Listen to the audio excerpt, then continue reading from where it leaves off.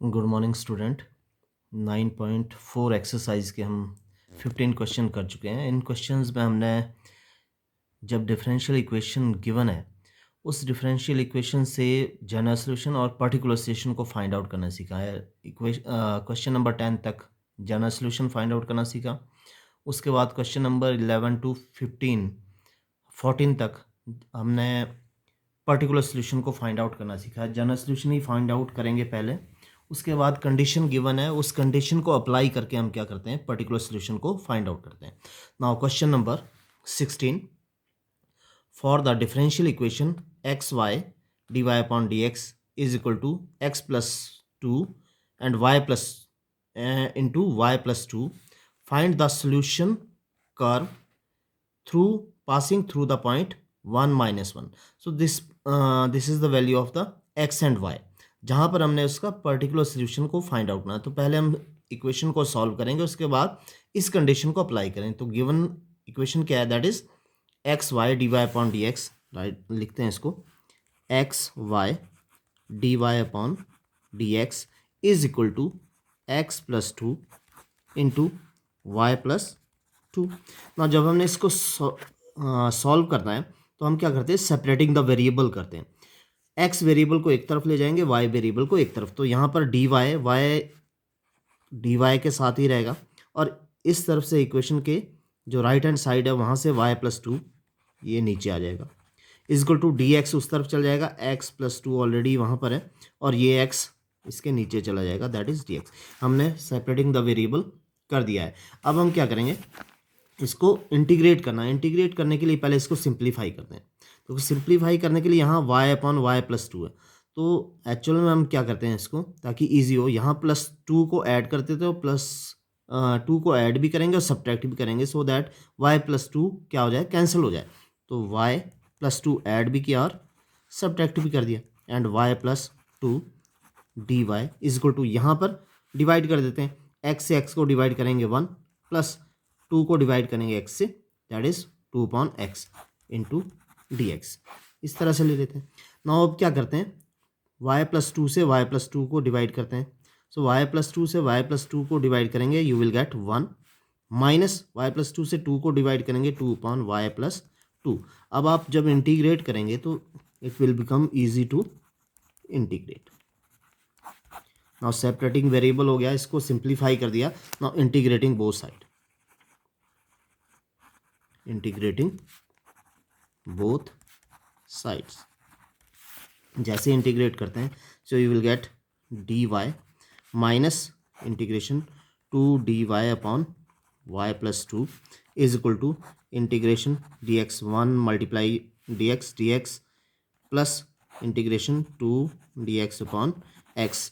Now integration of d y, that is Y minus two को constant है तो आगे ले लेते हैं, and integration of 1 upon y plus two, that is log y plus two, और वाई प्लस टू की डिफ्रेंसिएशन डिवाइड करेंगे तो that will be 1, equal to integration of d x x plus, यहाँ पर भी क्या होगा, 2 आगे लेंगे और लॉग एक्स 1 अपॉन एक्स की इंटीग्रेशन, ठीक है, प्लस सी, ना कांस्टेंट हमने ऐड करना, सो दैट इज सी। अब ये हमारे पास आ गया है। यहाँ से हम क्या करते हैं, कंडीशन अप्लाई करते हैं। व्हेन पॉइंट क्या किससे पास कर रहा है, ये it is passing through 1 minus 1, तो x is equal to 1 and y is equal to minus 1। When x is equal to 1 and y is equal to minus 1, then let us suppose this is equation number 1। From equation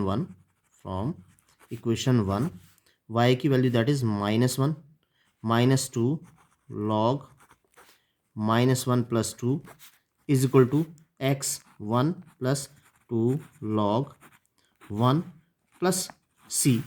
now minus 1 minus 2 minus 1 plus 2 that is 1, log 1 is 0, equal to 1 plus 2 log 1 that is also 0, ठीक है।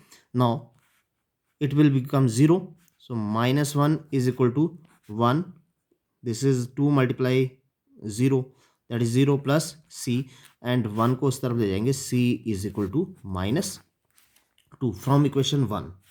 now from equation 1 equation 1 we have y minus 2 log y plus 2 is equal to x plus 2 log x and value of c that is minus 2. क्या करते हैं, x को इस तरफ ले जाते हैं, 2 को भी इस तरफ ले जाते हैं, then y minus x plus 2, और इस 2 को क्योंकि लॉग से आगे तो ये स्क्वायर हो जाएगा, इसका यहाँ पर भी स्क्वायर हो जाएगा, और इसको दूसरी तरफ लेकर जाएंगे तो लॉग एक्स स्क्वायर, देखो पावर, ये जो 2 लॉग के आगे ये पावर हो जाएगी एक्स स्क्वायर की। सिमिलरली यहाँ पर भी ये वाई प्लस 2 की पावर हो जाएगी, तो यहाँ से माइनस उधर ले जाएंगे तो plus log y plus 2 whole square.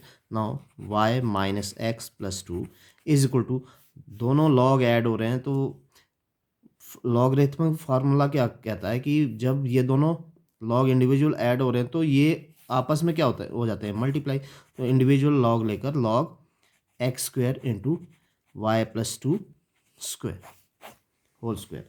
So this is the given solution और the required solution of the given differential equation. तो इस तरह से हम क्या करेंगे, इसको सॉल्व करेंगे। Now let's move to question number 17. Find the equation of a curve passing through the point 0 minus 2. So now this is the condition, 0 minus 2 से कर्व पास कर रहा है तो x is equal to 0 and y is equal to minus 2. Given that at any point xy, now किसी एक point जो xy given है on the curve, the product of slope of its tangent, tangent का slope and y coordinate, y coordinate क्या है, that is y, यहाँ पर y coordinate y है, इन दोनों का product of the point is equal to the x coordinate of the point. Now question number 17, given at point xy, ठीक है, क्या है, slope of tangent, ये given है, slope of tangent into product of slope of tangent and y coordinate.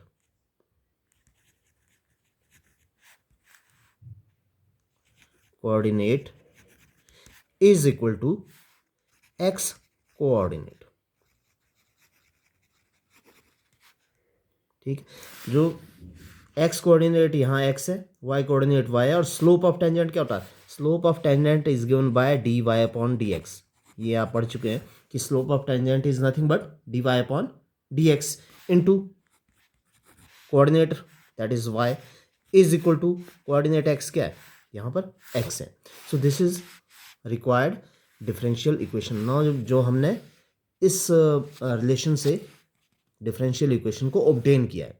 Now again ये तो differential equation आ गई, उसके बाद क्या करते हैं, सेपरेटिंग द वेरिएबल, तो y तो इसके साथ ही रहेगा, y d y is equal to x d x, d x को वहाँ ले जाते हैं, फिर क्या करेंगे, integrating y d y is equal to x dx, integration of y dy is equal to integration of x dx. Now integration of y, that is y square upon 2, power formula use करेंगे, integration of x, x square upon 2 and plus constant c। अब apply करते हैं, when x is equal to, now point जो given है जहां से curve pass कर रहा है दैट इज 0 माइनस 2, तो when x is equal to 0 and y is equal to minus 2, this is equation number 1. From equation 1 put करते हैं value, minus 2 square by 2 is equal to x that is 0 square by 2 plus c 2 square that is 4, 4 को 2 से divide करेंगे you will get 2, this will become 0, that means c is equal to 2। और यहाँ पर c की value put कर देते हैं, from equation 1 y square upon 2 plus x square upon 2, sorry y square upon 2 is equal to x square upon 2 plus 2। So this is the required differential solution of the differential equation. So very simple question है, सिर्फ ये ध्यान रखना है कि relation क्या दिया है, रिलेशन है the product of the slope of tangent and y coordinate is equal to x coordinate at xy। ठीक है। Now let's move to question number 18। Question number 18, at any point xy, again point xy is given on a curve, the slope of tangent, now again slope of tangent, that is dy upon dx, is twice the slope of line segment. Now twice the slope of line segment joining the point of contact to the point -4 3, यानी एक line join कर रही है, किस किस को join कर रही है, इस पॉइंट को, एक्स वाई पॉइंट को और -4 3 पॉइंट को, उसका स्लोप निकालना है। तो 2 पॉइंट्स अगर गिवन है तो उसका स्लोप कैसे निकलता है, y2 minus y1 upon x2 minus x1। तो इसका स्लोप ट्वाइस होगा उसके स्लोप के, ठीक है। तो ये लेते हैं, सबसे पहले तो लिख लेते हैं the given points, given point is xy and line joining 2 point xy and second point किसको लाइन ज्वाइन कर रही है, -4 -3, -4 एंड -3। पहले डिफरेंशियल इक्वेशन बना लेते हैं इसे। अब डिफरेंशियल इक्वेशन बनाने के लिए क्या बोला कि स्लोप, तो इस लाइन का स्लोप भी ले लेते हैं, slope of line joining x y and -4 -3 is equal to, तो वो क्या होता है, y2 minus y1, let suppose ये y2, ये x2 y2 and x1 y1, तो y2 that is y minus y1, y minus y1 -3 upon x minus x1, so slope is nothing but y plus 3 upon x plus 4। ये किसका slope है, slope of line, ठीक है। अब slope of line आ गया, slope of tangent क्या होगा, that is slope of tangent, slope of tangent is given bye dy upon dx। दोनों स्लोप पता है, कंडीशन क्या है, कंडीशन एक बार और चेक कर लेते हैं। At any point x y of the curve the slope of tangent is twice, जो स्लोप ऑफ टेंजेंट है that is twice the slope of the line. तो कंडीशन लगा देते हैं, now slope of tangent is equal to twice the slope of line. Now slope of tangent is given by dy upon dx is equal to 2 times slope of line, that is equal to y plus 3 upon x plus 4. Now separating the variable करते हैं, y plus 3 नीचे आ जाएगा, x plus 4 यहीं रहेगा और dx वहाँ चल जाएगा। तो dy upon y plus 3 by separating variable, dy upon y plus 3 is equal to 2 upon x plus 2 और 4, it is 4, x plus 4 dx। Separating the variable हो गया। नेक्स्ट क्या करते हैं, इंटीग्रेट करते हैं, integrating dy upon y plus 3 is equal to integration 2 upon x plus 4 dx। Now integrate करते हैं तो log y plus 3 is equal to 2 को बाहर ले आएंगे और 1 अपॉन x प्लस 4 का इंटीग्रेशन क्या हो जाएगी, log x plus 4 plus c। Now c की वैल्यू फाइंड आउट करने के लिए कंडीशन गिवन होगी कि the curve is passing through. Now देख लेते हैं, find the equation of the curve given that it passes through -2 1, ठीक है। When x is equal to -2 and y is equal to that is 1, this is equation number 1 from equation 1 log y that is 1 plus 3 is equal to 2 log x की value क्या है, -2 plus 4 plus c। Now log 4 is equal to 2 log 2 plus c। Now इस 2 की power 2 कहाँ चल जाएगा, power हो जाएगा 2 की, ठीक है। log 4 is equal to log 4, 2 raised power 2, ये 2 यहाँ पर चला गया, पावर हो गया 2 raised power 2 means 4 plus c, ये क्या है, that is same, so c is equal to 0। Now particular solution क्या हो गया, log y plus 3 is equal to log x plus 4 plus c, that is 0। Again log y plus 3 is equal to 2 को power बना देते हैं, log x plus 4 whole square.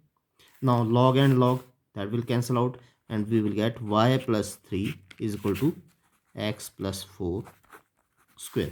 So this is the required particular solution of question number 18. तो यहाँ पर जो equation है कैसे फाइंड आउट करनी है, कौन सी कंडीशन दी है, उसके बेस पे हम क्या करेंगे, क्वेश्चंस को सॉल्व करेंगे। Now question number 19, I hope कि आपको समझ आ गया होगा ये।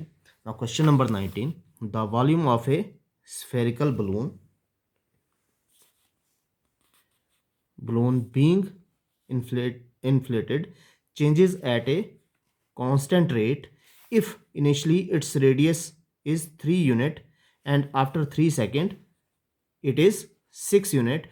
Find the radius of the balloon after t seconds. So we have to find out the radius of the, but condition क्या है, the volume of spherical balloon being inflated changes at constant rate, that means rate of change of volume क्या है, constant है, जो volume है वो change कर रहा है with respect to time, that is constant. ठीक है, तो यहाँ पर लिख लेते हैं, लेट वी बी द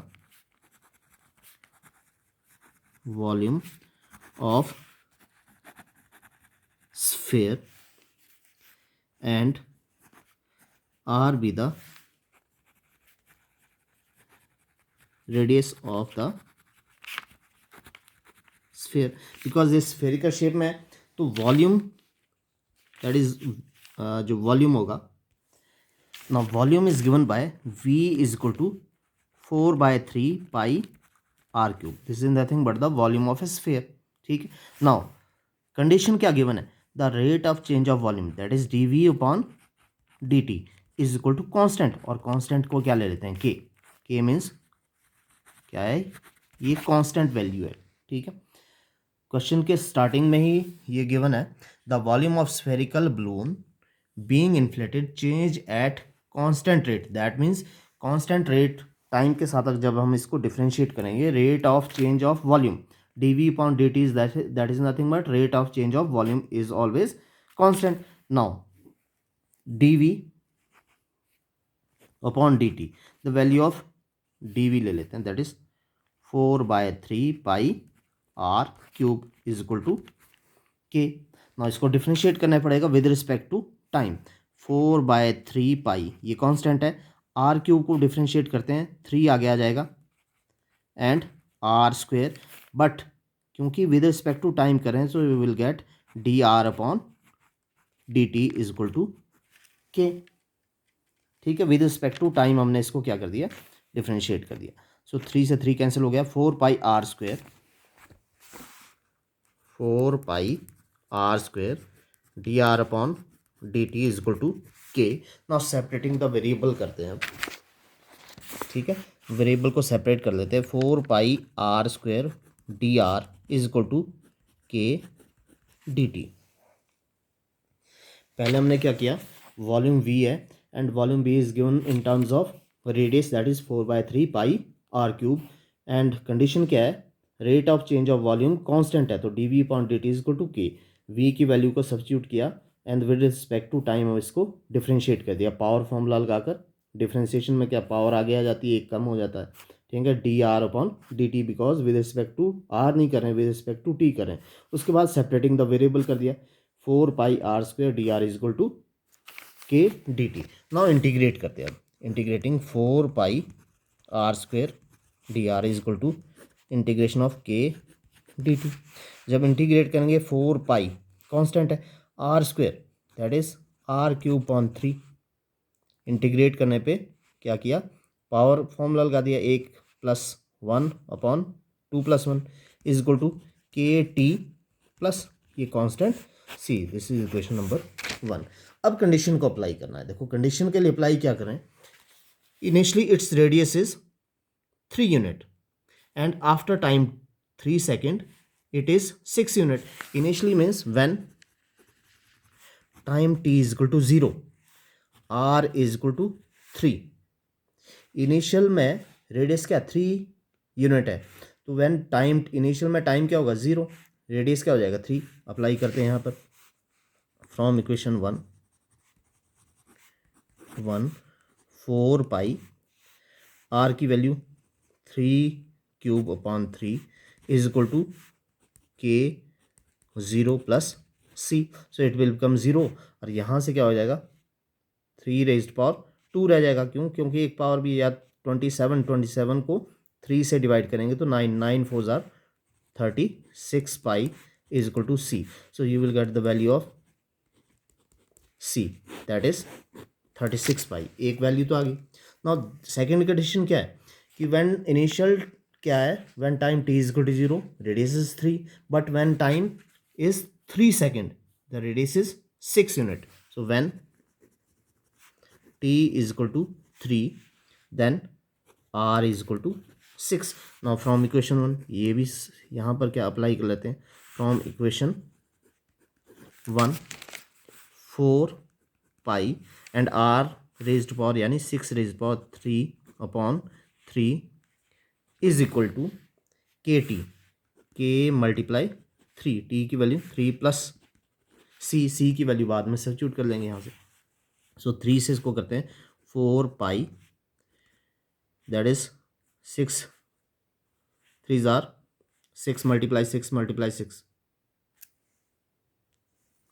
6 को 3 टाइम्स मल्टीप्लाई करेंगे you will get 216/3 is equal to 3k plus C, और 3 से इसको क्या कर देंगे डिवाइड कर देंगे। 3 7 जार 21 3 2 जार 6। नाउ मल्टीप्लाई करते हैं 4 से 4 2 जार 8 4 7 जार 28 pi that is 288 pi is equal to 3k plus value of c substitute कर लेते हैं यहाँ पर। Value of c is 36 pi and इसको इस तरफ लेकर आते हैं 288 pi minus 36 pi is equal to 3k।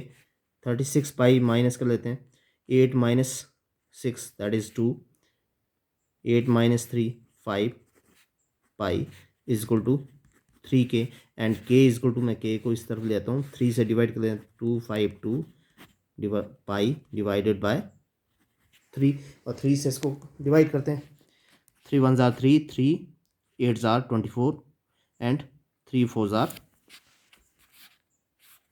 12, therefore k is equal to 84 पाई। नाउ सब्स्टिट्यूट करते हैं value of k and c, k and c की वैल्यू को यहाँ सब्स्टिट्यूट कर देते हैं। Now value of k and c की वैल्यू को इक्वेशन नंबर 1 में सब्स्टिट्यूट कर देते हैं and we will get the radius from here. So from equation 1 4 pi r³ 3 is equal to k, k की वैल्यू क्या that is 84 pi t। Now K T 84 pi t plus c is equal to 36 plus 36 pi. Now यहाँ पर देखो क्या कर सकते हैं हम, पाई कॉमन ले सकते हैं या 4 पाई से थ्रू आउट डिवाइड कर देते हैं, 3 से थ्रू आउट मल्टीप्लाई, ये 3 ऊपर चल जाएगा 4 पाई नीचे। So we will get r³ is equal to 3 multiply 84 pi t divided by 4 pi plus 3 multiply 36 pi upon 4 pi. हमने क्या कर दिया, ये 4 पाई से इसको भी डिवाइड कर दिया, इसको भी, और 3 से इसको भी मल्टीप्लाई किया, इसको भी मल्टीप्लाई कर दिया। 9 पाई से पाई कैंसिल दोनों जगह, 4 से 84 को कैंसिल करेंगे यू विल गेट 21 एंड 4 से 36 को डिवाइड करेंगे you will get 9। Then r³ is equal to, now multiply करते 63t plus 27 and r because we have to find out radius, r is equal to power 3 है दूसरी तरफ power जाके क्या हो जाएगी 1/3, तो 63t plus 27 raise to power 1/3. So this is the required radius of the sphere और the balloon. तो यहाँ पर कुछ नहीं करना है, एक चीज़ गिवन है कि आपको वॉल्यूम कांस्टेंट दिया हुआ, rate of change of volume, तो dv/dt को कांस्टेंट लेना है. वॉल्यूम का जो आपको फॉर्मूला है that is 4/3 pi r cube, उसको सब्स्टिट्यूट करना है, डिफ्रेंशिएट करना है. देन आफ्टर सेपरेट करने हैं वेरिएबल को. सेपरेट करने पे आपके पास दो कांस्टेंट होंगे. दो कांस्टेंट के लिए दो कंडीशन अप्लाई करें कि when time t is equal to 0 radius is 3, और सेकंड के लिए when time t is equal to 3 second radius is 6 unit. So in this way you will get the radius of the balloon. Now question number 20. Now question number 20 क्या है? In a bank, principal increase continuously at a rate of R% per unit. यानी जो bank में principal को deposit करते हैं या पैसा हम डालते हैं दैट इज प्रिंसिपल, वो क्या हो रहा है, वो इंक्रीज कर रहा है with the rate of R% per year. Find the value of r की वैल्यू फाइंड आउट करनी है if ₹100 double itself in 10 years. और यहाँ पर ये वैल्यू भी गिवन है, that means when time T ले रहे हैं 0, तो ये क्या है 100 है. कंडीशन बता रहा हूँ मैं कि if time t is equal to 0 the principal p is 100, and when time t is क्या है 10, then principal is 200 because double हो जाएगा. ठीक है, अब यहाँ पर हमने क्या करना है, प्रिंसिपल और क्योंकि rate of change of principal ले रहे हैं हम, that is rate of change of principal कैसे इंक्रीज कर रहा है R% पर ईयर. तो इसको ले लेते हैं, लेट अस एक्सप्लेन कर लेते हैं पहले. Let PRT be the principal, P principal, comma, rate and time respectively. Explain कर दिया हमने कि P क्या है, प्रिंसिपल है, R rate and T is time. Now given क्या गिवन है, rate of change of principal that is dp/dt is equal to कैसे इंक्रीज कर रहा है R% ऑफ P का R%. तो जब भी हम क्या लेते हैं R% ऑफ P कैसे होता है, that is R into P divided by 100, इस तरह से. ठीक है, वो P का R% इंक्रीज कर रहा है, तो we will get R into P/100. ये सिंपल छोटी क्लासेस का फॉर्मूला है कि किस तरह से इंक्रीज कर रहा है rate of change of. So rate of change of principal is equal to कैसे इंक्रीज कर रहा है R%, वो P का R% इंक्रीज कर रहा है, तो R मल्टीप्लाई P/100. ठीक है, नाउ सेपरेटिंग द वेरिएबल लेकर चलते हैं. ठीक है, जैसे ही सेपरेट करते वेरिएबल को यू विल गेट dp/p, इसको P को नीचे ले दे, dt को R/100 dt. उसके बाद क्या करेंगे,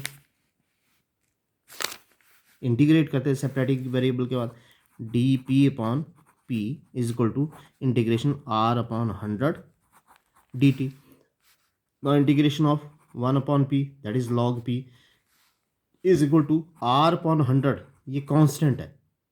ठीक है, R/100 is constant and integration of dt that is t plus c. This is equation number 1.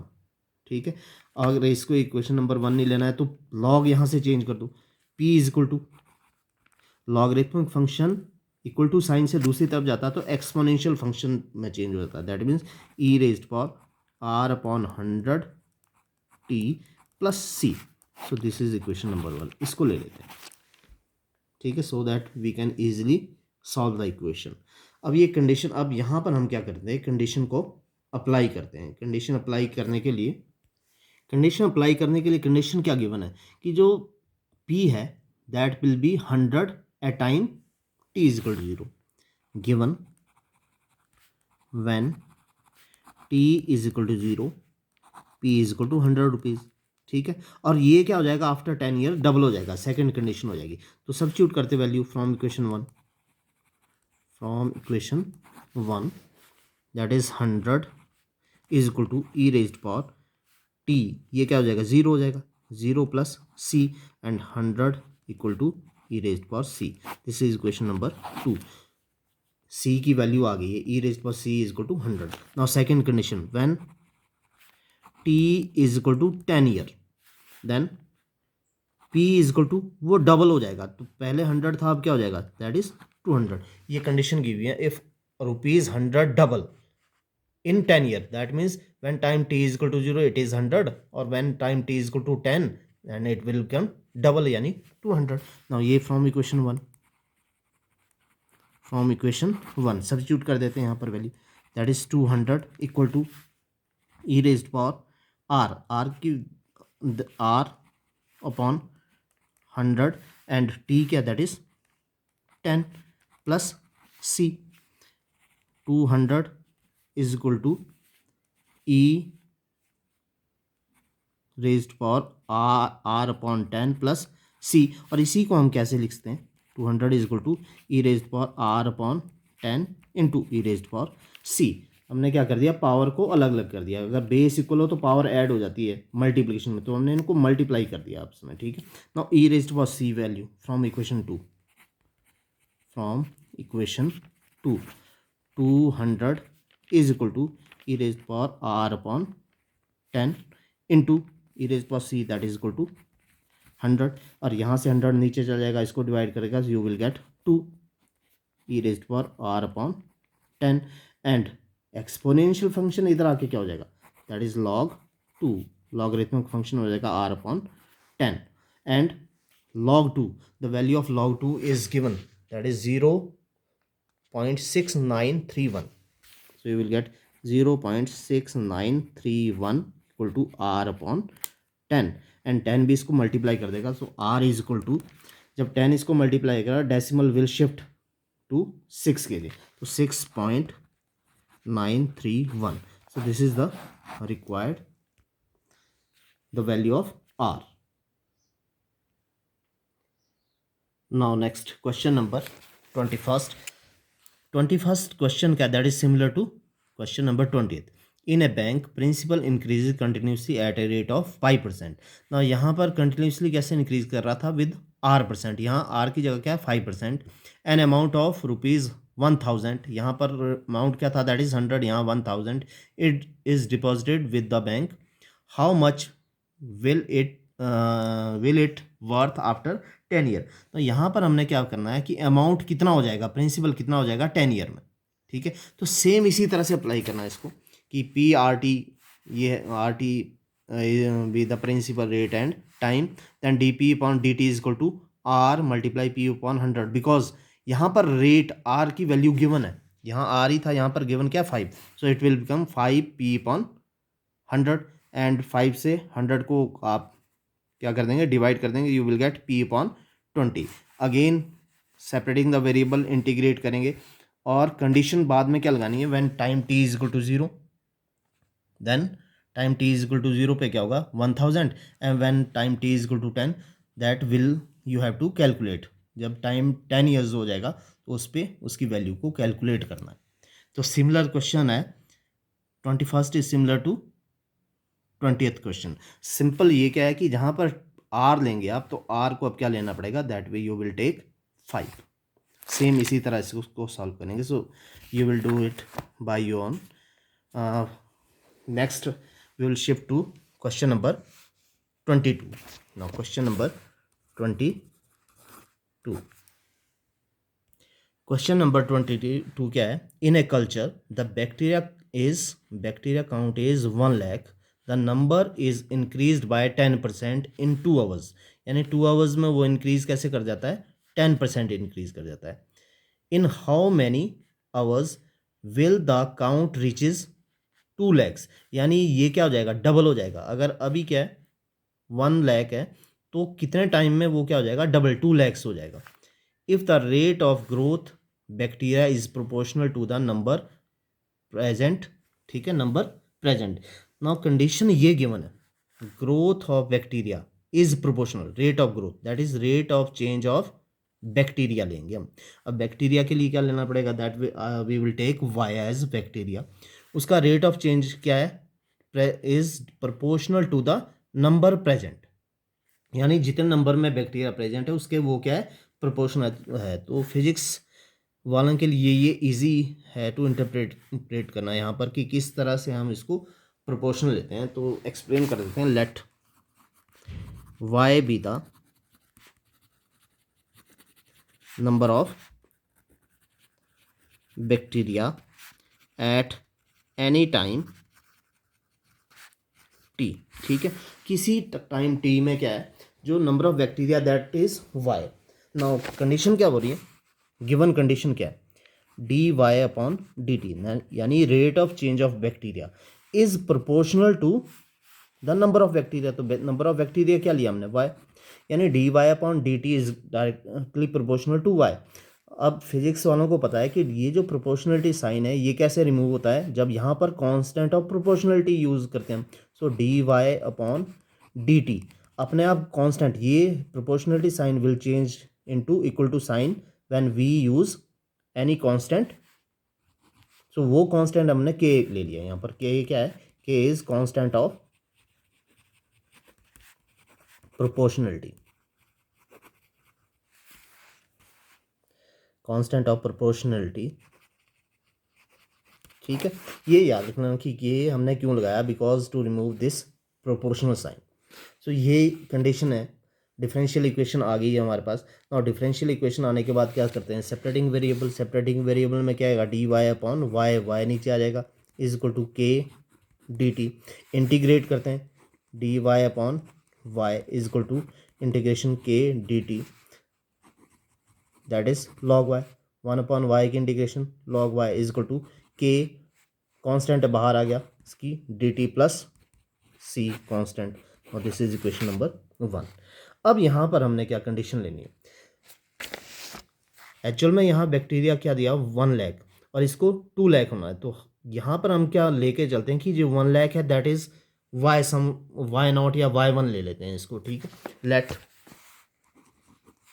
When T is equal to 0, when time is 0,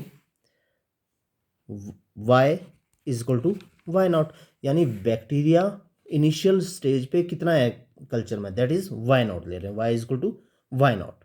ठीक है, नाउ सब्स्टिट्यूट करते हैं, log y not is equal to k t, it will become 0 and c is equal to plus c, then c is equal to log y naught. इसको substitute कहाँ कर देते हैं, equation number 1, from equation 1 log y is equal to k t log y naught. मैं इसको इस तरफ ही लेकर आता हूँ, log y minus log y not is equal to k t, because we have to find out t. ठीक है, k t, therefore log a minus log b क्या होता है, log a upon b, so log y upon y not is equal to k t. This is equation number 2। और ये equation number 2 आ गई। अब यहाँ पर क्या करते हैं, टी की वैल्यू को सब्स्टिट्यूट कर लेते हैं। एक और है कंडीशन गिवन, क्या है यहाँ पर, the number is increase by 10%, यानी जो y है y क्या कर रहा है 10% इंक्रीज कर रहा है इन 2 आवर्स। तो इस कंडीशन को लेते हैं, the bacteria increases by 10% in 2 hours. ठीक है, अब 2 आवर्स में कैसे इंक्रीज कर रहा है उसको देखना। ये जो y है ये इंक्रीज कैसे कर रहा है 10% से, यानी y is equal to 110 upon 100 y not. ठीक है, जो इनिशियल स्टेज पे बैक्टीरिया था वो था वाई नॉट, वो कैसे इंक्रीज कर गया, वो 10% से, इसका मतलब 110 हो गया, 110 upon 100। So from here y upon y not is equal to 110 upon 100 and y is equal to y upon y not is equal to 11 upon 10। So this is, substitute करते हैं ये वैल्यू इक्वेशन नंबर 2 में, from equation 2 we get log 11/10 is equal to KT। And ये कब condition हो रही है? 2 hours में, when T is equal to 2। तो T की वैल्यू को भी यहाँ सब्स्टिट्यूट कर लेते हैं। log 11/10 is equal to 2K and K is equal to 2 नीचे आ जाएगा, 1/2 log 11/10। T की वैल्यू आ गई। इस T की वैल्यू को कहाँ सब्स्टिट्यूट कर देते हैं? K की वैल्यू को इक्वेशन नंबर इक्वेशन नंबर 2 में सब्स्टिट्यूट कर लेते हैं। From equation 2 again, from equation 2 log y/y0 is equal to K की वैल्यू को करना है log 1/2 11/10 log 11/10 T। Now T is equal to, क्योंकि हमने क्या करना है, T is equal to log y/y0 upon 1/2 log 11/10, या 1/2 को वहाँ पर ले जाते हैं तो ये 2 टाइम्स यहाँ पर हो जाएगा, तो 1/2 यहाँ से कैंसिल कर लेते हैं। ठीक है, 2 को यहाँ ले गए तो 2 टाइम्स log y/y0 अपॉन ये log 11/10 नीचे आ गया, T रह गया। Now we have to find out the time, कि ये टाइम में डबल कब हो जाएगा। Now time when T is equal to T1, ये टाइम T1 कब है? When y is equal to 2y0। देखो मैं इसको एक्सप्लेन यहाँ क्वेश्चन में करा देता हूँ। इनिशियल वैल्यू जिसको हम y0 ले रहे हैं वो क्या है? 1 लाख, और कितने टाइम में ये 2 लाख डबल हो जाएगी। तो अगर इसको हम y0 ले रहे हैं तो ये क्या हो जाएगा? 2y0। So if this is y0 then y is 2y0 कब? When time t is to T1। So T1 is equal to 2 log 2y0 upon y0 upon log 11/10। So time T1 is equal to, ये y0 cancel, 2 log 2 upon log 11/10। so this is the required time at which the bacteria count reaches to 2 lakhs। तो इस तरह से हम क्या करेंगे, ये slightly difficult सा क्वेश्चन है, बट इसको एक बार और एक्सप्लेन कर देता हूँ मैं कि किस तरह से करना है। कि लेट जो यहाँ पर y गिवन है, नंबर ऑफ बैक्टीरिया, वो हमने क्या ले लिया? y ले लिया। उसके बाद नंबर ऑफ बैक्टीरिया क्या? Directly proportional to the initial number है, तो rate of change of bacteria that is dy/dt, directly proportional to क्या हो गया? y। यहाँ पर कांस्टेंट प्रोपोर्शनलिटी k लेकर आए, फिर उसके बाद सेपरेटिंग वेरिएबल किया, इंटीग्रेट कर दिया, कंडीशन लगा दी कि when time t is equal to 0, initial पे बैक्टीरिया क्या है?